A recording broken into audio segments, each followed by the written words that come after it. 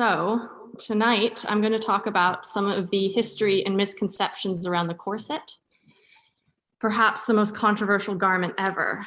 I'll specifically focus on women's fashionable silhouettes at the turn of the last century and their relation to the Gibson girl. For those who don't know me, my name is Yesha. I grew up spending summers and a handful of autumns on Spruce Island and a couple of winters on Islesboro. Spruce is the island between Warren Island State Park and the ferry. Apart from life in Maine, I grew up in Canada much of the rest of the time. In 2015, I went to university in Scotland, where I studied backstage theater, specifically stage technology, by this meaning the moving parts of the stage, and set construction, which is a far cry from lacy 19th century dresses. And this is the kind of stuff I was doing in the UK before COVID hit. Now, I suppose I've always been interested in clothing history, but my initial dive into dress history began in the winter of 2019. I had a lot of time on my hands dealing with UK visa stuff, and I decided to sew an early 20th century blouse full of lace. I like the way they look, and I wanted one, and shops don't sell them anymore. And then normal life took over in most of 2020.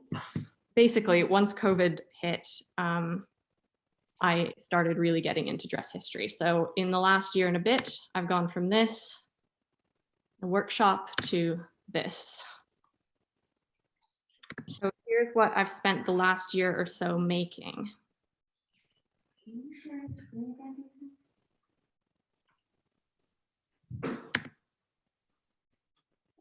Now, there are two things that are important that I need to say before moving on any further. One is that I don't ordinarily wear historical clothing that I make in everyday life. My usual outfit is basically like a t-shirt and baggy overalls and socks and sandals. But I am, however, fascinated by the process and construction of historical clothing, as well as the social and cultural reasons for the changes in style and construction. The second thing that I need to say is that this talk is very Western world focused and is not. We're looking at the Gibson girl and her corset. We're talking primarily about the experiences of white middle to upper class women. I've taken as many examples from US sources as possible, but there are also many sources from Western Europe and the UK. So, Charles Dana Gibson and corsets, how does this relate to Islesboro? So in 1903, the artist and illustrator Charles Dana Gibson bought land on 700-acre island. You can see it here marked on a chart of Islesboro with a red star. Gibson was born in Boston just at the end of the Civil War in 1867 and lived until 1944. He had an interest in talent and art from a young age, and his drawings were published as illustrations of books and in various magazines, including Harper's Weekly and Life magazine, and he later became the editor of Life magazine. Charles Dana Gibson is quoted in 1907 as saying, quote, "One summer in Dark Harbor is worth a dozen summers abroad." By the time construction on his summer cottage on Acre Island began in 1903, he was already a household name for his creation of what can be called America's first national beauty standard for women, the Gibson girl. His wife, Irene Langhorne, is credited as the inspiration for the first Gibson girl. I heard a story earlier this summer about the driver of a boat Mrs. Gibson was on, who kept forgetting to look where he was going because she was so beautiful he couldn't look away. The Gibson girls first appeared in the late 1890s and rose to the height of what was considered the ideal of feminine beauty, not just in America, but throughout much of the Western world. She was known for her large pompadour hairstyle, serene face, large bust, small waist, ample hips, sweeping style, and power over men, perhaps increased by Gibson's tendency to tilt the chin upwards, so it appeared that she was always looking down. The women depicted in Gibson's illustrations are often seen partaking in exercise, which was becoming more popular and socially acceptable for women at the time. This is a particularly important time in women's fashion and a catalyst for some of the big changes we see in the following few decades that lead directly to social acceptabilities for women today. While for some women, the Gibson girl was an ideal of independence and confidence, it is important to understand that she was not seen as a suffragist. That title was associated with the other cultural image of a woman at the time, called the New Woman. The new woman was generally viewed as highly educated, active, or sporty, particularly associated with the new craze of the bicycle. Fashion historian Cassidy Zachary said, quote, "Newly mobile women caused an incredible amount of anxiety in society at large," end quote. The new woman was also seen as a pink-collar worker working within the limits of a male-dominated society. Her fashions reflected accordingly. The new woman was most certainly a suffragist. The new woman, unlike the Gibson girl, was also seen as sexually freer than was considered appropriate for unmarried women at the time. There was an especially prevalent association with homosexual relationships between women. I also want to be clear that Charles Dana Gibson did do illustrations as well as paintings outside of the Gibson girl, and here is one depicting the new woman. Now, this blank screen isn't a technical error. I'd just like to preface this dive into corsetry with your undivided attention. I'm going to ask you to take a moment to think about when was the last time you wore something tight-fitting that had no stretch. And when I say tight-fitting, I don't simply mean a jacket whose shoulders fit you really well or a tight t-shirt. Skinny jeans also don't really count. They almost always have some form of elastic incorporated. With today's mass manufactured clothing, these kinds of clothes that fit your body tightly and exactly have become more and more rare.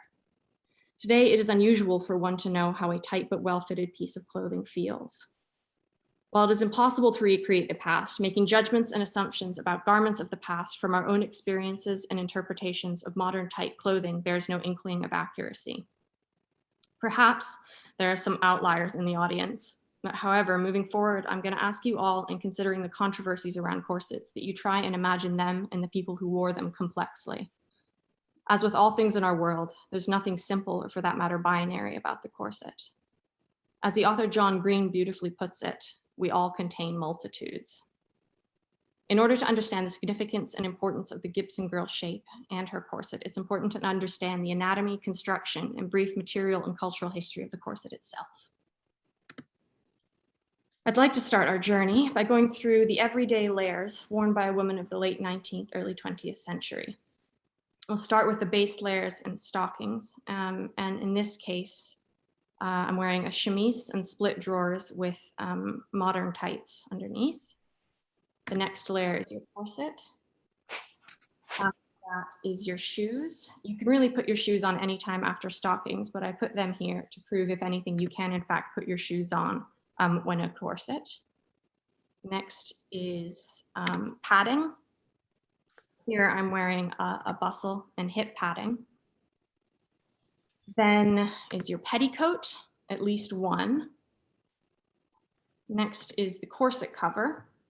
This keeps the corset clean and smooths out the top line of the bust. The one I'm wearing here has ruffles on the front. So when worn underneath the outer layers, it helps give the pigeon-breasted shape that was popular in the early 1900s. Then the shirtwaist, which is the precursor to the modern blouse. It's tied at the waist, so it doesn't ride up when worn under the skirt. And finally, the hat. Something I've also discovered is that the word waist is used very freely and does not always refer to the line of the body that is the actual waist. This is true in both historical context as well as present day. There are three measurements I'll be referencing as we progress. So to make sure we're all on the same page, here is me in a sports bra and leggings. Here's my bust line, my waistline, and my hip line. Notice the waistline is not necessarily where your trousers sit. It's the smallest point of your midriff. So the term high-waisted trousers would probably more accurately be called waisted trousers. And then the hips are marked 5.5 inches below the waist in Victorian drafting books. So the function of a corset. Why wear a corset? What does a corset do? The corset is primarily a support garment. A well-fitted corset does a wonderful job of distributing the weight from the bust and the belly, but also helping to hold the weight of all those layers of clothing. In the image on the left, the image on the right, I'm wearing just over 7 pounds of clothing, which does not include the shoes or hat. And the corset is also a form of core support. You can pair it with the belts weightlifters or movers wear. And as we all think about climate change, during the days of yore when corsets were worn regularly as undergarments, they also provided warmth. Keep in mind that the Little Ice Age lasted until the 1850s. Another crucially important reason someone might wear a corset is for social respectability. In the women's suffrage movement, for example, there was a great emphasis on socially conforming clothing, including corsets, hats, and wearing white, which was known throughout history as the color symbolizing purity and good morals. Think about white wedding dresses. To quote the YouTube video series, Getting Dressed Through History, quote, "The suffragettes were militant, but through their dress, they wanted to give the impression of conformity," end quote. Another very important function is allowing the wearer to achieve a fashionable silhouette, and I'm not necessarily speaking of reducing the waist here either. Generally speaking, there was nearly 500 years where loose clothing was not worn on a woman's upper body outside of a sleeping garment. When discussing historical versus modern silhouettes, the dress historian Abby Cox puts it perfectly by talking about the distinction between fashionable shape and fashionable size. Quote, "Size was not as important throughout history for women, and the fashionable size for women varied greatly," end quote. So when looking at historical clothing, it's important to see it as achieving a fashionable shape, not size. Size is so ingrained into our culture today, it's hard to see beyond that when we look at clothes. This photo illustrates perfectly that what we are seeing is not the size of someone's body, but a fabricated shape. Abby Cox said while working in costume at Colonial Williamsburg for 5 years, which included a form of corseting, that the most frequent question she was asked was, "Are you comfortable?" Her response was yes, she was comfortable and in a variety of ways. Physically, yes, but also comfortable in the fact that what you are seeing of her body is what she is choosing to let you see. She can pad and wear skirts and cover what she would perhaps in other clothing have insecurities about showing. While Charles Dana Gibson drew women in many different types of clothing, the drawings as fashion. See the corset.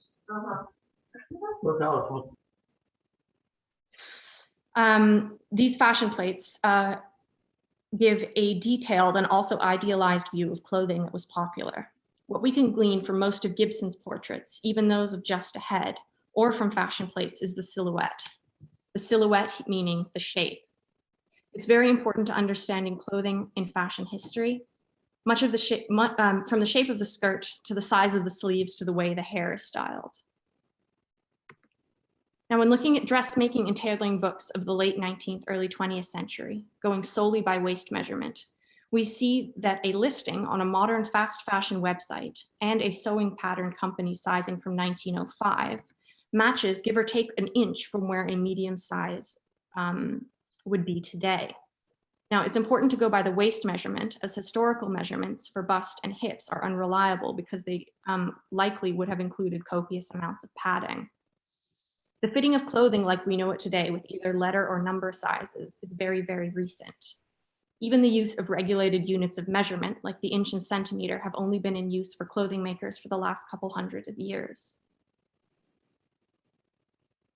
In the back of one of my turn of the century sewing books, they dedicate a page to a table of proportionate measurements intended for general use for tailors and dressmakers. As mentioned previously, we're going by the waist measurement, which for me is 27 inches. You'll find that my bust is in perfect proportion, whereas my hips are wildly smaller. The hips would have been padded to achieve the desired proportions, but note that my waist is not tiny or squished. Size versus shape. For reference, here's the photos of my natural waist and then the 2 corsets I'll be using throughout this talk. As you can see, they all measure 27 inches.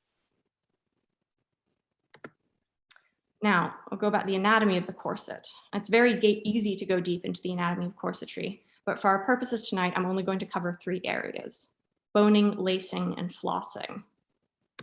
Start with boning. I'm using this term to encompass a lot that some proper corset makers or historians may prefer to separate. Here we have what is normally understood as corset boning. Whalebone, or baleen, on the left is made of keratin like our fingernails and not actual bone, but rather the stuff found in the mouths of whales that used to filter out krill from water. So here's a diagram and a photograph that you can see the baleen in a whale.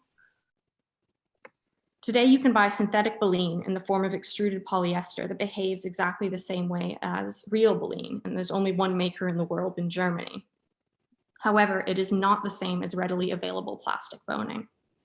On the bottom right, you can see steel boning. The white is sprung steel, which at least in historical corsets is the thickness of cardstock generally. And the other one is spiral steel. Unlike most other forms of boning that only bend forward and backwards, spiral steel can bend sideways too. Corsetry steels available today also have a tendency to be thicker than steels used historically. On the top right is something called coralline boning on the inside of an 1890s bodice I own, along with an advertisement for it on the side. Other natural bonings such as feathers or reeds could have been produced similarly. There are many other types of natural boning used, including reeds, woods, ivory, bone, feathers, cellulose, and more. Cording and quilting are also very, very common methods of stiffening, either entirely on their own or in conjunction with another form of boning. Cording could be done with many materials like a twine, or in the top left image, you can see it's a type of tightly rolled paper. On the top right is a corset with quilting. The bottom left is one that is a mix of cording and other bones, and the bottom right is a fully corded example. The author Jill Salen received criticism for her book, Corsets, Historical Patterns and Techniques, for including too many corded corsets. Her response was that it simply reflected the corsets that existed. Moving on to the eyelets and lacing, this is a great time to talk about tight lacing. Tight lacing and corsetry are different beasts, though related. Tight lacing is in the world of corsetry, but corsetry does not necessarily mean tight lacing. Too often, the small contingent of corsetry that is tight lacing is taken as a blanket way of defining all of corsetry. Historically, tight lacers were in the extreme minority, and it was by no means the norm, just like today. To complicate things further, there's no strict definition of what tight lacing versus what one could call normal corsetry. However, from my understanding, if you're reducing your waist measurement more than 2 to 3 inches from your uncorseted waist measurement, that could be considered tight lacing. Although everyone's body is built differently and can therefore be laced differently. 2 inches of reduction might be a lot for one body, but not much for another. More on this later. Today, with the Guinness Book of World Records and humanity's long-standing desire to consume scandalous headlines, tight lacing is, more often than not, what is discussed when corsetry is talked about. In order to reduce the waist by any noticeable significance, the type of corset, the pattern, and the era it comes from, and also the type of eyelets, all really matter. Pre-1928 and the invention of the metal eyelets, all eyelets for corsets or otherwise had to be sewn by hand and did not have the same strength. They therefore tore through fabric far easier than a metal eyelet did. They had methods to strengthen them, but none were as strong as the metal eyelet is. Keep in mind too that the sewing machine was not invented until 1951, which began the mass manufacture of corsets. So to use a metal eyelet at home, you would have had to purchase the eyelets and the tools to insert them, or have a corset maker who used them. The lacing of the corset is also significant. Until the 1860s, corset was laced in a spiral, using only a single lace. After 1860, we see the introduction of what is called cross-lacing, similar to shoelaces. The cross-lacing allows for 2 wee rabbit ears of lace either side to tighten the corset evenly and quickly. This change in lacing technique happens around the same time as the introduction of the split front busk. A split front busk means the center front of the corset opens and closes without lacing. It therefore allows the wearer to don and remove the corset without having to undo the lacing or use a large enough length to loosen it enough to slide the corset past the hips or shoulders. The image of a woman straining to hold onto a bedpost while a man or maid hauls on her originates from the initial spiral lacing of the corset. You'll find in this image, the maid is hauling on only one line. Unlike the later cross-lacing, when a spiral lace corset is tightened, the body has a tendency to be jerked from side to side, whereas the cross-lacing tightens both sides of the garment equally. And it's likely that this image of someone holding onto a bedpost remained after the shift to cross-lacing, because it was habit and simply what one did. Finally, flossing, the new term for that word. And finally, flossing is a type of embroidery stitching, which is ornamental, but also helpful in reinforcing bone ends and extending the life of the corset. Mass manufactured corset makers had machines to punch through bones and stitch flossing quickly and neatly. You can see examples on the left, or else can also be done by hand, which you see on the right. Many people, I know the pain of an underwire breaking free of a bra, and I wonder how frequently that would have happened if those underwires, or more accurately bones, had some 19th century flossing on either end. Now, I'm going to talk about something that is fundamental in the perpetuation of modern myths about the corset, the infamous chemise issue. The first layer, and always the first layer of clothing against the skin, was a chemise. Later, split crotch drawers were added when it became acceptable for women to have separate pieces of fabric around each leg. On the left is a screenshot from the most recent adaptation of Jane Austen's Emma, and notice she has no underwear. So next time you read or watch a Jane Austen story, you now know the women did not have underwear. When drawers, not bloomers, these are completely separate, an equally fascinating garment that I don't have time to get into, were first introduced, the crotch was left open so women could relieve themselves in a large skirt with minimal effort. In the 1880s, the chemise and drawers were combined into one garment called a pair of combinations. This reduced bulk at the waist, although it was still very much a personal preference to wear combinations or a chemise and drawers. Eventually in the 1910s, when fashions changed and it was no longer necessary, the crotch was closed.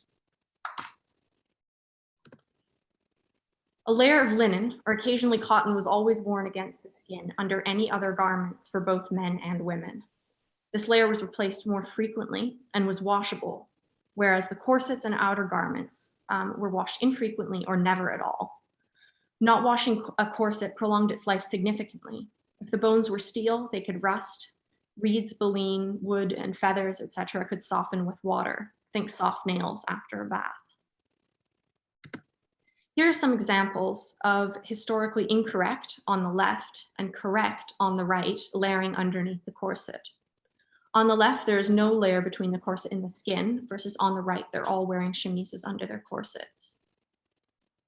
All of these stories took place, with the exception of Gentleman Jack on the top right, before the invention of metal eyelets. So tight lacing was not strictly possible, nor was a tiny, tiny waist a fashionable shape. Period dramas have often, whether for artistic design reasons or lack of research, tended to pass over important and noticeable elements of historical clothing. I personally do not always mind this when watching a period drama. It all depends on the context and the story being told. Now, no layer next to the skin can make a corset uncomfortable. You'll often see excerpts from interviews where performers complain of wearing a corset, although this is by no means the only reason they may be saying that. The painful corset is an excellent narrative device that Hollywood and TV use frequently to quickly demonstrate a character's powerlessness or repressed sexuality, among many other things. In my opinion, it's a bit lazy and tends to remove a lot of the nuance that could have existed for the characters within the situations they're trying to convey. That said, it's quick and very effective, even if it perpetuates historical falsehoods. Now, at first, the word corset was used to describe an item of close-fitting clothing on the core of the body. This meant any kind of tight-fitting garment, whether it be for men or women. In her book, The Corset: A Cultural History, author Valerie Steele writes, quote, "As loose-fitting robes gave way to fitted garments, men and women's clothing became increasingly differentiated." She goes on to say, quote, "In medieval French, the word corset seems to have referred to both doublets and gowns as well as body armor." I don't believe one can look at the history of the corset without simultaneously looking at the fashionable silhouettes of the time. Illusions in shape have always been in use for tricking the eye into seeing a more ideal body. To name a few examples of the countless illusions, on the left you see the large hips and the deep V's of the 15, 16, and some of the 1700s. For both men and women, giving the optical illusion of a tiny waist. This technique of fooling the eye compares with the Swiss waist of the 1860s, seen in the center photo indicated with an arrow, or even the large skirts of the 1950s on the right. The use of color and designs of seams or trims on women's clothing can be seen across the ages to emphasize or create the illusions of a tiny waist. I remember hearing something from the mid-2000s of media preaching women should not wear horizontal stripes as it made you look fat. So the illusions continue. So here's a brief timeline of the evolution of bone support garments, in other words, the corset. So bone support garments are generally believed to have started at the turn of the 16th century in royal courts in Europe, possibly earlier, maybe not, it's debatable. Before this, tight garments were worn on women's upper bodies known as kirtles, made from a stiffened linen. The first bone support garments were known as a pair of bodies, which eventually became in the 17th century a possibly more familiar garment called stays. While stays and bodies were very similar, stays evolved so that by the 18th century, they were fully boned all the way around and given the time and place and person, either worn as an outside garment or hidden under a gown. During this time, the conical shape of the upper body was ideal. Note the cone shape all of these women's bodies take. Now, stays don't really manipulate the body. They sit around it to give it a desired shape. There's also examples of padding and wadding on the inside of some stays. They were not designed to cinch the waist, but rather give a conical shape while supporting the bust. They are also too fully boned, and as already mentioned, the eyelet's not strong enough to truly shape the body like we'd associate with a modern corset. Moving on to the 1800s to the 1820s. At the turn of the 1800s, we see the shift from stays being worn both as an under and overgarment to be worn only as an undergarment. There's also a drastic shift in the shape and construction of the stays. Gone is the conical shape of eras past, and now we see the boobs pushed up to the chin, roughly. Now, when this looks horribly uncomfortable, it's actually not, or so was my experience with the pair I made from this era. There were two main undergarments of this time, short stays seen on the left and long stays that extended down and covered the belly on the right. Now, it's this time in the 1830s through the 1860s, we begin to see what we'd associate with the modern conception of the corset, as well as the shift from terminologies of stays to corsets. The image on the left is an advert from corsets from the 30s. In the center is an example of corsets from the 40s, and on the right is a crinoline.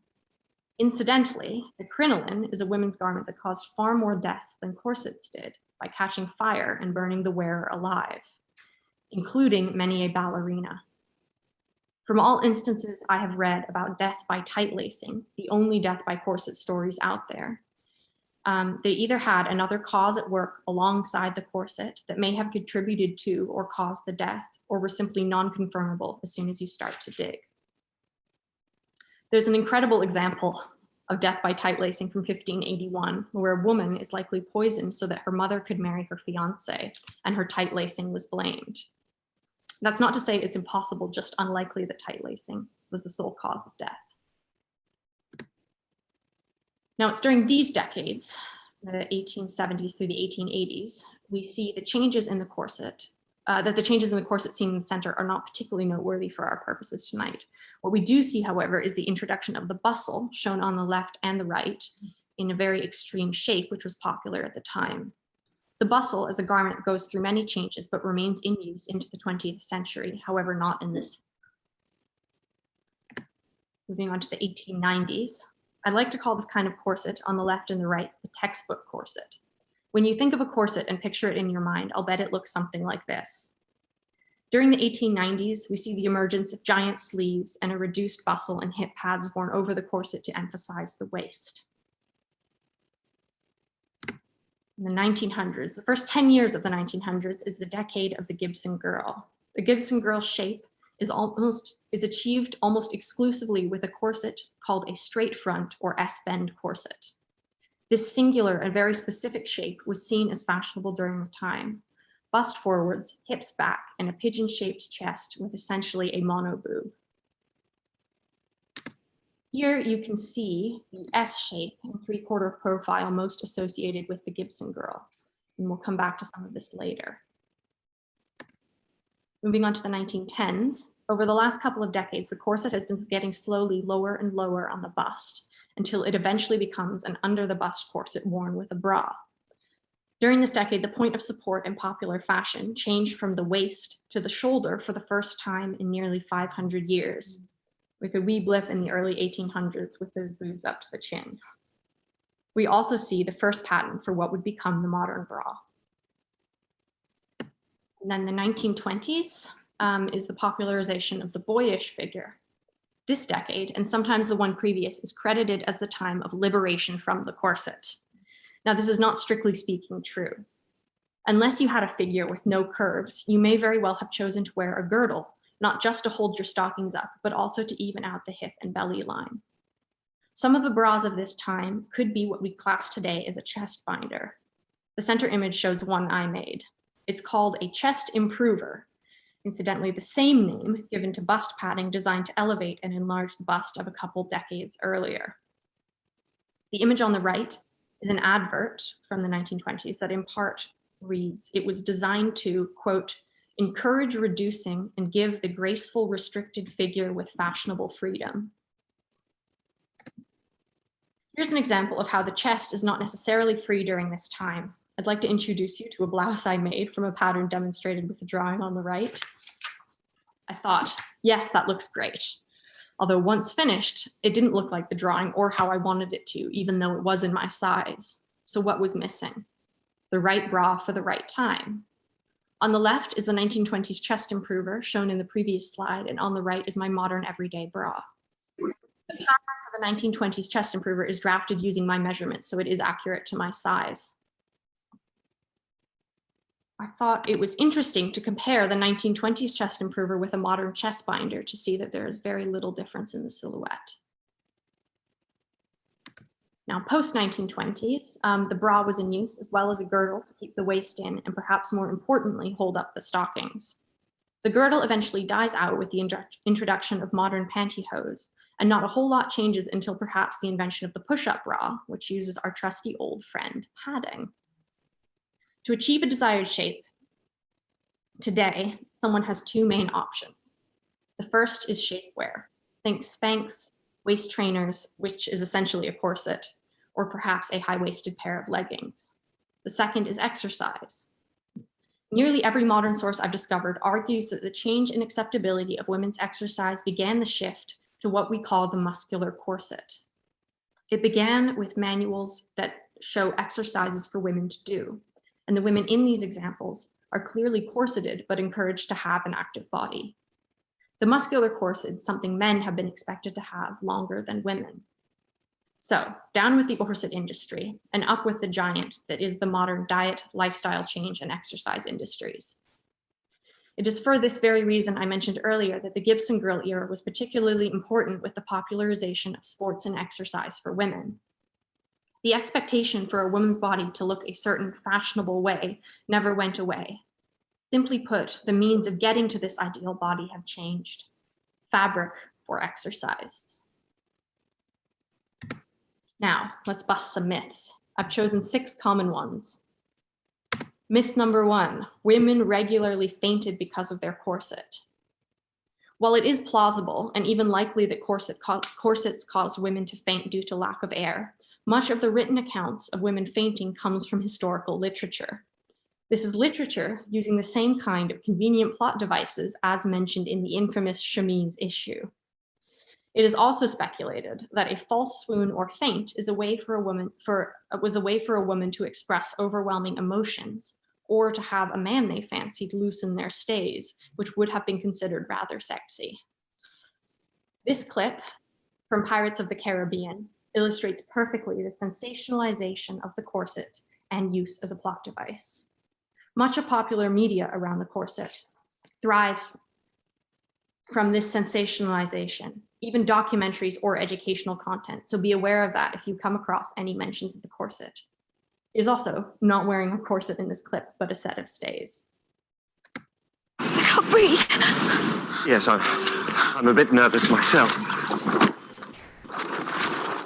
And then they made me their chief. Elizabeth? Elizabeth! Elizabeth! The rocks! Sir, it's a miracle she missed them. You be saving her then? I can't swim. Where the King's Navy you are. Do not lose this.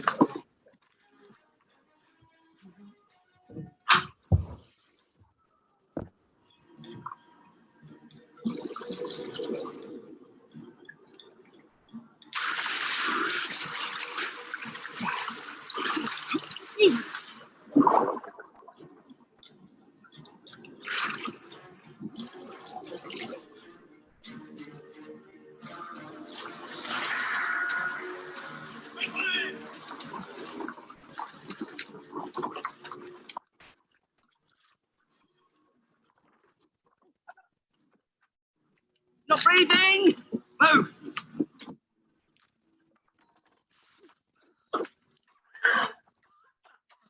Never would have thought of that. Really, you've never been to Singapore?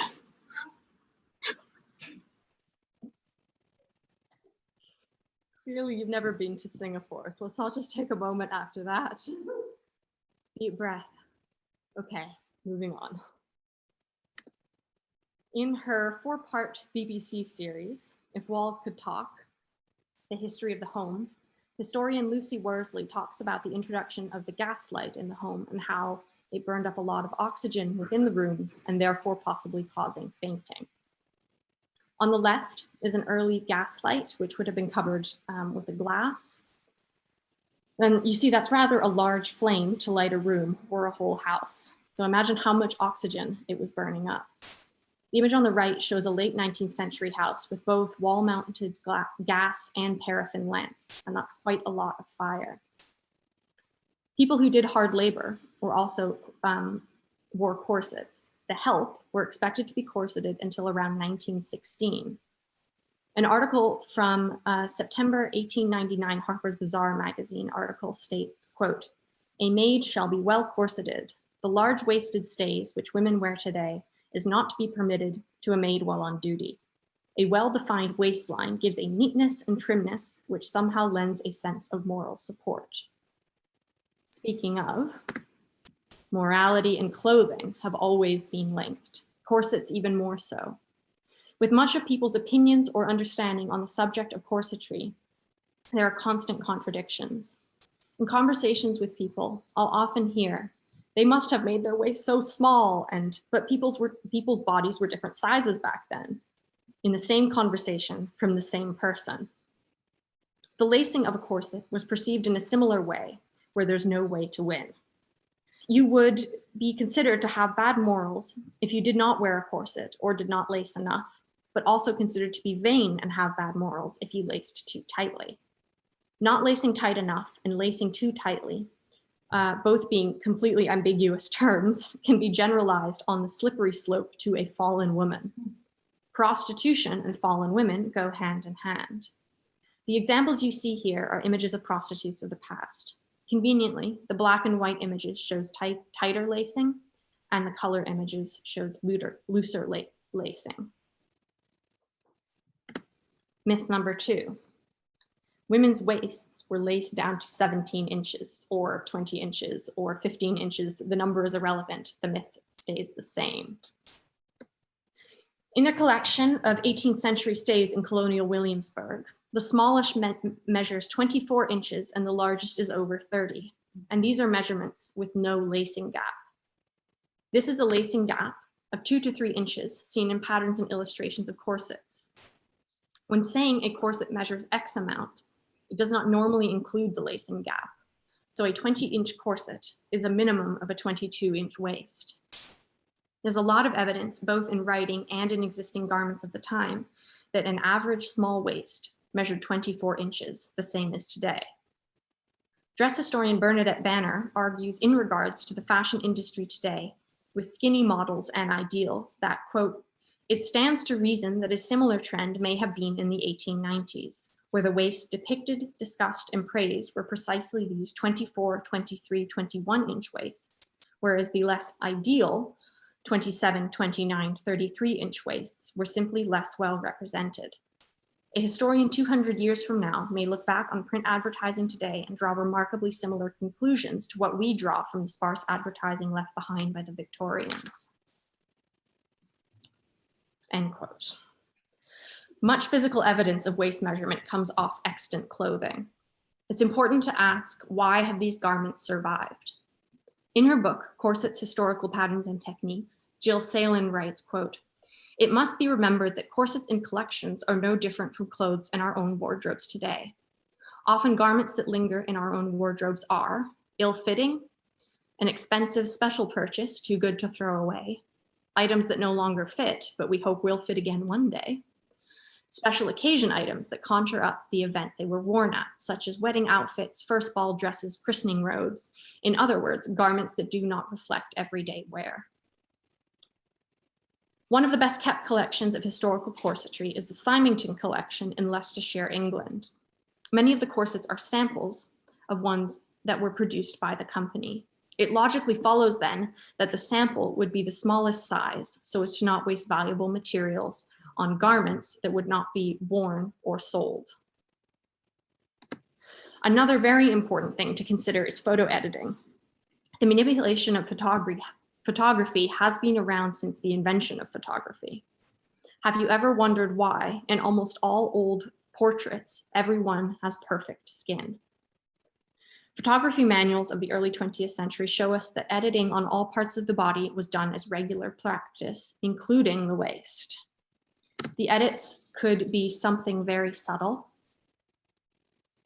to something much more severe. Myth number 3, women had ribs surgically removed to achieve a smaller waist. The only evidence of this myth is hearsay in newspapers and magazine articles where a journalist or interviewee says something along the lines of, they heard someone say that a lady had her ribs surgically removed. The husband of contemporary tight lacer Kathy Young, pictured on the left, is quoted as saying in response to this question of if she had ribs removed, quote, "It's not necessary." And this is very true. The less muscle around your core, the squishier you are. The squishier you are, the more you can lace down. Two people with the exact same measurements may lace very differently if one of them has more core muscle than the other. The island's favorite, Isabel Olsen, and I compared this. Our waist measurements are within an inch of each other. She is able to lace down close to 5 inches where I am only able to lace down 2. Isabel has, in her own words, no core strength, whereas I do. And the dress historian Abby Cox talks about the length of one's torso having an effect on how much someone can lace. For example, somebody with a longer torso might have more room between their ribs and hips than somebody with a shorter torso. Also, it would have been unbelievably unsafe to go under the knife for a small change to one's waist measurement. Surgery was horribly dangerous in the 19th and 20th century, with infection being the most common way to die. At the Boston City Hospital in 1941, they had an 82% fatality rate for just staph infections. To put 19th century surgery in context, the students of one famous Scottish surgeon wrote a poem of the surgeon's liberal use of the new invention, antiseptic, here in spray form. The spray, the antiseptic spray. AO would shower it, morning, night, and day, for every sort of scratch, where others would attach a sticking plaster patch. He gave the spray. Myth number 4. Corsets permanently change the shape of your body and deformed your organs. Your skeletal structure cannot be changed with corsetry after a certain age in childhood. Therefore, if one were to start wearing a corset in late adolescence, the body will always return to its natural form when the corset is removed. Children's clothing was not seen as a separate thing for quite a while. Kids were simply put into clothing that was smaller versions of adult clothing, and this included corsets, as seen on the left. There was also a very common practice known as swaddling, which meant binding a baby or small child either in a blanket or a small set of stays or corset when older, to supposedly make them grow up straight and strong. Medically, this was believed to be essential. A very late example of this is shown on the right, stiffened only with cording. Now, in terms of the health effects of a corset, I simply do not have time to cover all the supposed ills or benefits that a corset can create. There's a publication from 1874 that lists 97, quote, diseases produced by stays and corsets according to the testimony of eminent medical men, end quote. These include apoplexy, asthma, consumption, cough, diseases of the kidney, displacement of the bones of the chest, disturbance of the circulation, dropsy of the belly, epilepsy, fainting, hemorrhoids, hernia of the bladder, hunchback, hysteria, inability to suckle, inflammation of the liver, loss of appetite, melancholy, miscarriages, pains in the stomach, premature labor, untimely cancer, sterility, swollen feet, ugly children, unhealthy children, want of energy, and weakening of the thorax. So I'm just going to cover the very basics. In her research for the Corset: A Cultural History, the author Valerie Steele collaborated with a cardiologist. They worked together to investigate corset-induced diseases. In their research, they concluded that the main medical finding was a reduced lung capacity in someone who was tight-laced their corset. And I emphasize tight-laced, not simply wearing a corset. Breathing in that form changes to a breathing higher in the chest compared with a pregnant or heavily obese person. Steele writes, quote, reduced lung capacity and abnormal breathing patterns could have aggravated other respiratory conditions such as consumption, which were common in the past, end quote. It is also argued by some doctors that the corset caused tuberculosis, apparently disregarding that men also contracted the disease. Hard labor, malnutrition, and other diseases such as rickets or polio were prevalent causes of body deformities that could have been blamed on corsets. If a corset is worn every day, all day, for years, it is not possible to stop wearing one without discomfort to the back and stomach muscles. In a similar way that a weightlifter may wear a tight belt around their belly, the corset can act in place of lumbar and core muscles. It cannot, on its own, cause muscle atrophy. Dress historian Bernadette Banner found that in wearing an 1890s corset and doing exercises prescribed in a turn-of-the-century manual, that her corset actually gave her muscles a fair amount of resistance, which in turn made her muscles sore after exercise. Myth number 5. Corsets were horribly uncomfortable and they had no mobility. Now, uncomfortable corsets do exist. However, a well-fitted corset, a well-fitted, correctly made corset should never cause discomfort. The same way a well-fitted bra is supposed to be comfortable. Modern fast fashion corsets have a tendency to be uncomfortable. They do not utilize many of the cutting and patterning techniques developed over hundreds of years that are generally boned with steel or an unmoldable plastic, meaning the corset will not mold to your shape with wear. There are modern corsets that are uncomfortable, but they tend to be expensive. It's important to think of it like an investment. You are paying for a garment that is intended to withstand regular use for about 10 years. That is what a well-made corset can be. This corset was marketed to working women in the 1890s as the most comfortable corset. You can see from the amount of cording on the hips and the rest of it, and also that it is not fully boned. This is one of the best-selling corsets of all time. It's also a bit of a celebrity among those who study historical corsetry. I know from my own experience with constant back pain from the time I was about 6 or 7, one of the few things I only discovered in the last year is to put my corset on for 20 minutes or so, and it gives the muscles in my back an immediate break from strain. When taking the corset off, I no longer feel any pain. During my bachelor's degree, we had a class about posture, strengthening, and caring for our bodies. In backstage theater, you'll often be asked to stand stock still for upwards of an hour, depending on the show. The correct posture and maintenance of your body is therefore of the utmost importance. We were taught a trick of lying flat on your back with your arms at your sides and your knees raised and your feet in line with your hips. It was a rather wonderful thing to do for 15 minutes on a Monday at 8 a.m. In discussion with friends afterwards, we all agreed that we felt lighter and had now more back pain that many of us struggled with. This exercise is a great trick. However, it does require space and time to do. The corset is immediate and significantly simpler for me. The most effective way of bending is using our hips, not our waist. If you have a moment, try and bend at the waist. It does not get you very far. Here's a side-by-side of my bending at the waist and again at the hips. Here again at the waist, both in and out of corsets. And again at the hips. While I am quite flexible, my mobility is not hampered by this corset. Some movements may have to be adapted in a corset, but it does not prevent me from doing anything physical. To see how little restricts you physically, I remember.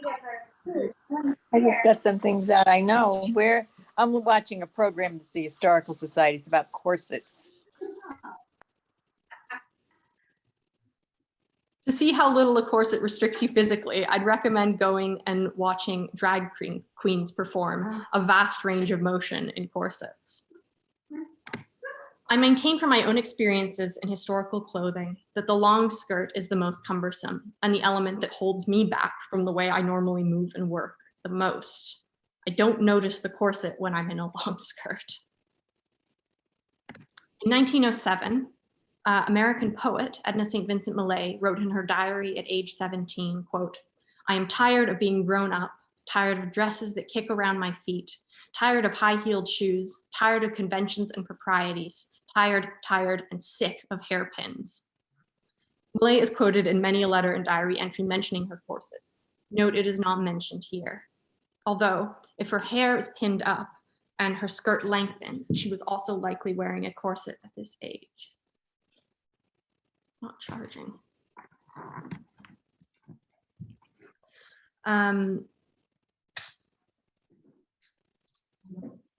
Myth number 6, only women wore corsets. Now men also wore corsets.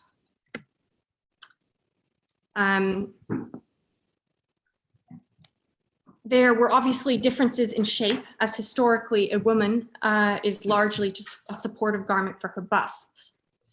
Men's corsetry was less common than women's corsetry, but still happening. Here are examples of 3 sketches of men's corsets spanning nearly a century. You'll notice the woman in the last one looks an awful lot like a Gibson girl. In her book, The Corset, Valerie Steele quotes men making critiques of women in relation to their wearing of corsets, that women are slaves to fashion or have some compulsive urge to copy each other's looks. In his biography of English dandy Beau Brummel, Ian Kelly writes beautifully on the culture and rituals Brummel created around himself and of Brummel's legacy as the inventor of the modern suit. Yes, one man invented what has become the suit, the uniform of masculinity. While it is unlikely that Brummel himself wore a corset, we do know that the Prince Regent, who ruled England at the time and was a close friend of Brummel's, did. The Prince Regent, later George IV, not only wore stays as a child, but likely as an adult as well. Fashionable men at the time were known as dandies and followed Brummel's clothing and lifestyle choices so closely they would actually crowd his home in the mornings to watch him dress. The wearing of stays was encouraged in dandy culture. It should be noted that the suit has stuck around since the late 1790s in a fairly recognizably stable form. And they call us slaves to fashion and needing to copy each other. On the other hand, American humorist David Sedaris takes a less optimistic look for the survival of the suit. In his proposal for a language instruction course for business travelers to the USA, he writes about eavesdropping on conversations of people under 40, where, quote, "I hear the words integration and platform a lot, but not in any recognizable context. There's our offices where I imagine Kaysen rides his scooter down the concrete hallway, passing a warren of workspaces that resemble cages, and no one's shirt is tucked in. That's one phrase that won't be in my English book. Nice suit. 20 years from now, they probably won't even be making them anymore. Dressing up will mean wearing the sweatpants without paint on them to your father's funeral." With that grim prediction, let's go back to 1900. And the reason you are all here tonight, the Gibson girl. As mentioned previously, the Gibson girl is most famously known for the S-bend or straight front corset. Quote, the S-bend is probably the most misunderstood and understudied corset in fashion history, end quote. It's a commonly held belief that the S-bend corset forces your body into an S shape by using the straight front to push your hips back and force your bust forward. And this is simply not true. I'll break it down for you. Firstly, the images of the S shape we see is a fashionable pose and nothing more. It could be argued that the S-bend corset does affect your posture slightly by making you hold yourself a bit straighter, but this is also true for the majority of historical corsets. The years of popularity of the S-bend are also very short.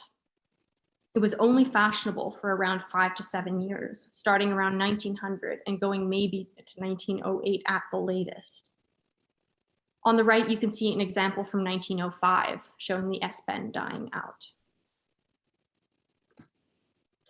Something the S-bend does do, along with many other corsets, is change the shape of your waist from oval to circular, just the squishy bits. You can see on the right the famous tight lacer and Gibson girl model, Camille Clifford. Compare the farthest right photo with the image on the left, and you'll begin to notice a theme with silhouettes of this time where they are drawn or posed in a three-quarter style. The best way to view the waist in the S shape. Now, at the turn of the 20th century, the S-bend was marketed as the healthiest corset a woman could wear. An example here shows the ad for the corset that translated reads in part, quote, "This corset is being widely adopted by those with a delicate health and is the most hygienic corset ever," end quote. It is designed to give shape without constricting the lungs. Again, the lack of research in this era of corsetry stumps me here. I'm not aware of any research into the actual differences in lung capacity from an 1890s style to say the Sanacor corset. I cannot imagine that it is all that different. Historical corsets support the bust, but do not cover it. They are therefore significantly lower than the modern overbust corset is, and therefore covers less of the lung area. When we start to look at examples of corseted women in this style, we find that the body is not forced into an unnatural S shape. It does, in fact, stand up straight while wearing an S-bend corset. I initially thought I had made a mistake when I tried one on I'd made, because I was comfortable and not forced into an S shape. In fact, that is the pose, not the style of the corset that creates this shape. On the right is an image of an opera singer named Lena Cavalieri, who was well known as a tight lacer, and she had an incredible voice. Even today, on stage, singers, dancers, and performers of all types wear corsets as part of their costumes, and I've worked on many shows like this. Quote, she sang, on the subject of Lena Cavalieri, quote, "She sang on stage corseted like this, which clarifies some of the confusions over tight lacing and performances. She was killed by Allied bombing at her house in Florence in February 1944 and was buried in her best clothes, complete with her corset." Here are two US examples from the S-bend era where we can clearly see that the women in these photographs are standing and walking completely normally, clearly not bent into an S shape. And as if this was not enough evidence, here I am in my S-bend corset. Here I am with the correct padding and clothing. And finally with the pose.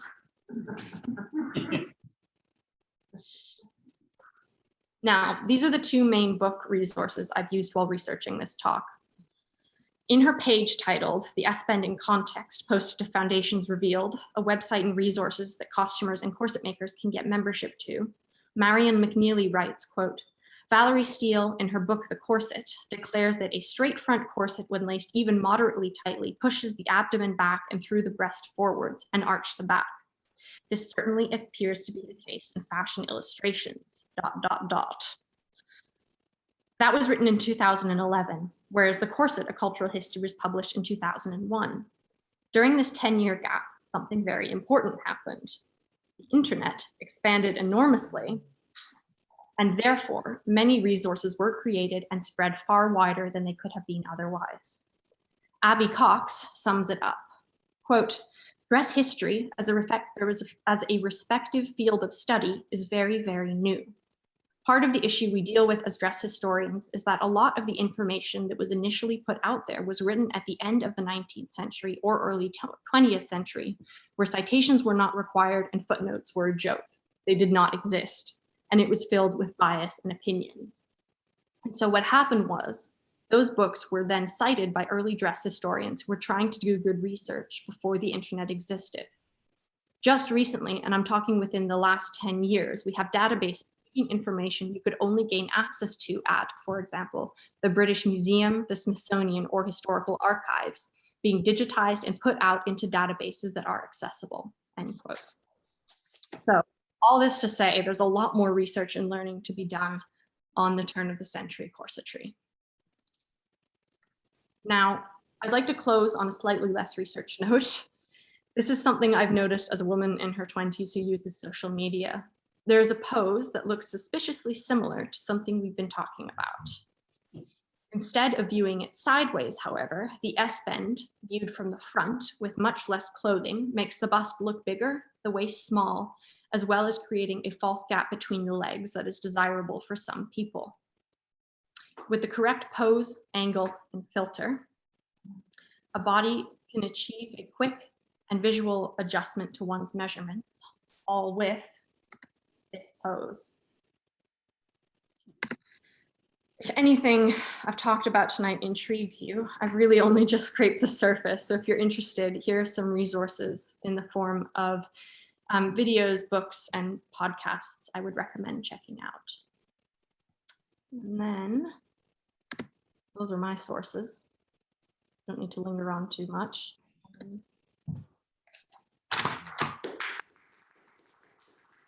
Bravo, Yesha. That was terrific. I am going to, why don't you go, let's see, we'll go back to unshare your screen, and then we'll go back to a gallery view. And if anybody has questions, we can unmute everybody, or you can unmute yourself. And there is a chat function at the bottom of the screen, or you can raise your hand and I will try and spot you. And we can take a few questions before we're done here tonight. That was really interesting stuff. I could talk about it all day, so.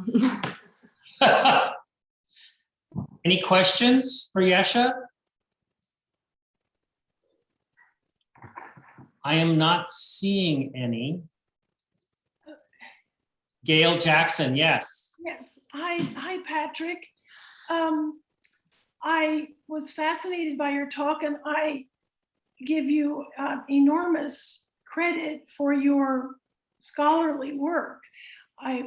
Before you showed those books at the end on the corset, I thought, surely this is going to lead to a book for you. But I wanted to share that in a recent visit to Barcelona, I went to design museum that had quite an extensive display of the evolution of women's dress styles, including a good deal of detail and examples of the period with corsets. Are you familiar with that? And if you aren't, I encourage you to look into it as an entertaining source for you. I'm not familiar with that one exactly, but I have seen other, I'm not sure if exhibitions exactly, but collections certainly of sort of the evolution of the silhouette and the shape, which really is more often than anything associated with, like it's created by padding rather than by a corset. Uh-huh. So I have seen some things like that, but I'll definitely check it out. That sounds very fascinating. No. I don't think any of us will look at Gibson girl drawings the same after this. Yeah, I mean, it's also, you know, it's a drawing. It's Sure. drawing, which is different even from a photograph. Then even the photographs can be manipulated. So what do you even trust? I was struck by the drawing of the Civil War prostitutes where their feet seem to be about that long. Yeah. You know, there's lots of artistic license. Does anyone else have a question for Yesha? Yes, I just wanted to thank you. That was very interesting. Thank you very much. Thanks. Thanks for joining us tonight.